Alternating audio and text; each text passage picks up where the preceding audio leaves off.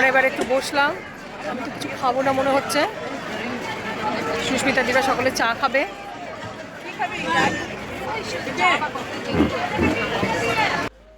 আর এখান থেকে জানো তো আমরা কফিই খেলাম শুধু। প্রথমে তো ভাবলাম কিছুই খাবো না, তাও দাদা যখন অর্ডার দিয়ে নিয়ে এসেছে খেয়েই নিলাম। তবে আমরা অনেক কিছুই খেয়েছি, সেটা নিয়ে আরেকটি ব্লগ হবে।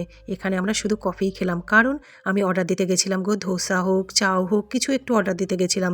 এত দেরি হবে বলছে না, আর আমরা যখন ওখানটায় বসেছিলাম না, তখনই জানো তো 7:30 বেজে গেছে।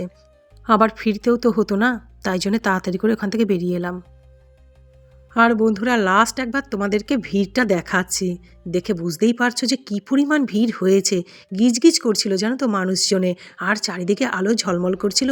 সন্ধ্যেটা সত্যিই অসাধারণ কাটলো, আর সেটা সম্পূর্ণ সুস্মিতাদির জন্য হলো। তারপরে আমাদের হয়ে গেছে, এবার আমরা যাচ্ছি, বেরোচ্ছি। হেব্বি ঘুরেছি,